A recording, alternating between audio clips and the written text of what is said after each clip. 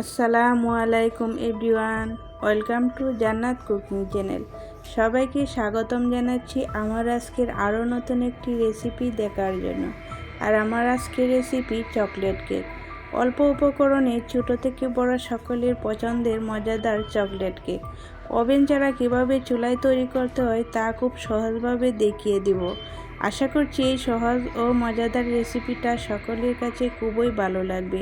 Cake তৈরি করার জন্য নিয়েছি একটি ডিম, নিয়েছি 1/4 কাপ চিনিটা আমি অল্প অল্প করে দিয়ে বিট করে নেব। একবারে চিনিটা দিব না, তাহলে চিনিটা গলতে অসুবিধা হয়। অল্প অল্প করে দিয়ে বিট করে নিলে তাড়াতাড়ি গলে যায়। এভাবে আমি সম্পূর্ণ চিনিটা দিয়ে বিট করে নিয়েছি। বিট করার পর দেখবেন এরকম একটা ফুমি ফুমি ভাব চলে আসবে, তখনই অন্য উপকরণগুলি দিয়ে দিব। এখন দিয়েছি স্বাদ মতো লবণ দিয়ে আরও কিছুক্ষণ বিট করে নিচ্ছি। প্রতিটা উপকরণ দিয়ে কিছুক্ষণ বিট করে নেব। দিয়ে দিচ্ছি 2 টেবিল চামচ পাউডার দুধটা না দিলেও কোনো সমস্যা নেই, কিন্তু দিলে কেকের টেস্টটা একটু বেশি হয়। এখন কিছুক্ষণ বিট করে নিচ্ছি।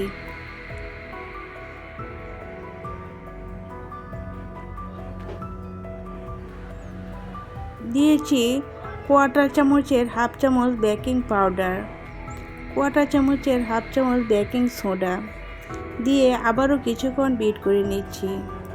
চুলায় তৈরি করলে কিন্তু বেকিং সোডাটা দিলে কেকটা সুন্দর হয়। আলতোভাবে আমি সবগুলো উপকরণ মিশিয়ে নিচ্ছি। দিয়ে দিচ্ছি কোয়ার্টার চামচের হাফ চামচ ভ্যানিলা এসেন্সটা দিলে ডিমের গন্ধটা আর লাগে না, না দিলেও কোনো সমস্যা নেই।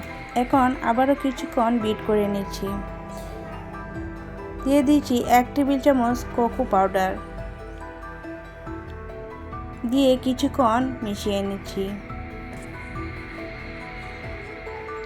আলতোভাবে মিশাতে হবে, তা না হলে ডিমের ফোমটা নষ্ট হয়ে যাবে।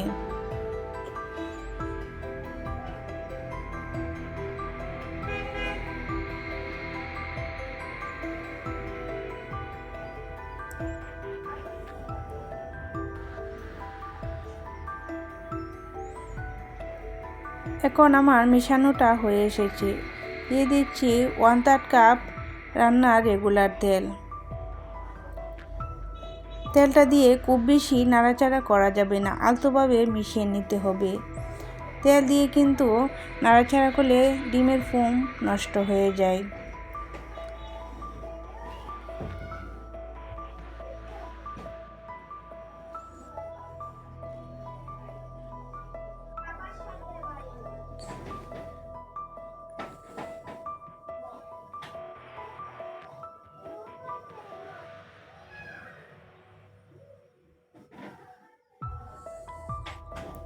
মিশানোটা প্রায় হয়ে এসেছে। এখন দিয়ে দিচ্ছি 1/3 কাপ ময়দাটা আমি চেলে নিয়েছি।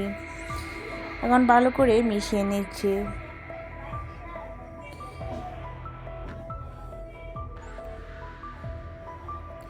আর ব্যাটারের ঘনত্বটা এরকম হতে হবে, নাহলে কিন্তু কেক পারফেক্ট হবে না। ব্যাটারটা তৈরি করা হয়েছে। এখন একটা মোল্ড নিয়েছি কেক তৈরি করার জন্য। মোল্ডের মাপে একটি কাগজ কেটে নিয়েছি। এখন কাগজটা দিয়ে অল্প পরিমাণ তেল দিয়ে তেলটা লাগিয়ে নিচ্ছি। তেলটা লাগানো হয়ে এসেছে। এখন সম্পূর্ণ ব্যাটারটা আমি দিয়ে দিচ্ছি। একটু উপর থেকে ব্যাটারটা দিতে হবে, তাহলে ভিতরে আর বাবলস ক্রিয়েট হবে না। তাও আমি কিছুক্ষণ ট্যাপ করে নিয়েছি যাতে বাবলসগুলো বের হয়ে যায়। এখন চুলায় একটি প্যান বসিয়ে দিয়েছি, প্যানটা গরম করে নিয়েছি আর তলায় দিয়েছি একটি স্ট্যান্ড। এখন কেকের মোল্ডটা দিয়ে ঢাকনা দিয়ে ডেকে 30 মিনিট বেক করে নেব।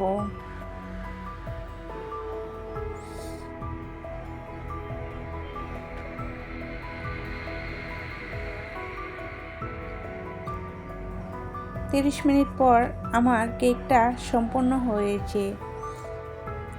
একটা কাঠি দিয়ে চেক করে নিয়েছি। এখন কেকটা চুলা থেকে নামিয়ে নেব।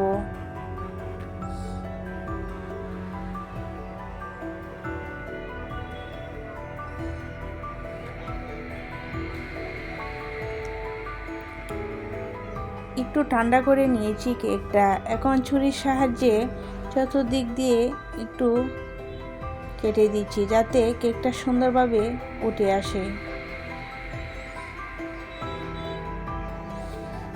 কেকটা দেখেন কত সুন্দরভাবে উঠে এসেছে। এখন কাগজটা আলতোভাবে উঠিয়ে নিচ্ছি।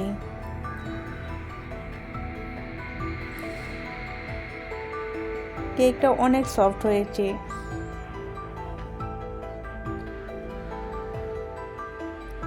আমি কেটে দেখাচ্ছি, দেখেন কেকটা ভিতর থেকে কতটা সফট হয়েছে আর কতটা স্পঞ্জি হয়েছে। আশা করছি আমার রেসিপিটা সকলের কাছে খুবই ভালো লেগেছে। কেকের রেসিপিটা যদি একটু হলেও ভালো লেগে থাকে তাহলে প্লিজ সাবস্ক্রাইব করে নেবেন আর পরবর্তী ভিডিও নোটিফিকেশান পাওয়ার জন্য একটা লাইক দিয়ে দিবেন। ফ্যামিলি অ্যান্ড ফ্রেন্ডের সাথে বেশি বেশি করে শেয়ার করে দিবেন। আর এইরকমভাবে আপনারা দেখবেন কেক তৈরি করলে ছোটো থেকে বড় সকলেই খুব আনন্দ করে খাবে। আজ এই পর্যন্তই। আল্লাহ হাফেজ।